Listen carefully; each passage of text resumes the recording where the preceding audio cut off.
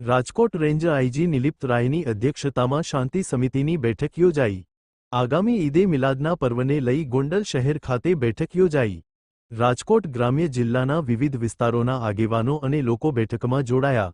જેતપુર, ધોરાજી, ગોંડલ, ઉપલેટા, સાપર સહિતના વિસ્તારના હિન્દુ મુસ્લિમ આગેવાનો હાજર રહ્યા।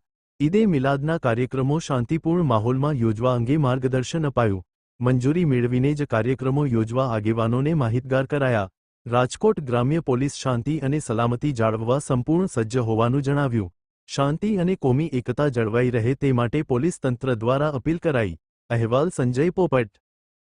આજરોજ રાજકોટ ગ્રામ્ય જિલ્લાની ઈદે મિલાદ નિમિત્તે શાંતિ સમિતિની બેઠકનું આયોજન ગોંડલ શહેર ખાતે કરવામાં આવ્યું, જેમાં રાજકોટ રેન્જ ડીઆઈજી શ્રી નિલિપ્ત રાય સાહેબની અધ્યક્ષતા રહી અને તમામ જિલ્લાના ધોરાજી, ઉપલેટા, જેતપુર, ગોંડલ, સાપર, જસદણ, વિછિયા તમામ તાલુકાઓના આગેવાનો, હિન્દુ મુસ્લિમ તમામ ધર્મના આગેવાનો અહીંયા હાજર હતા।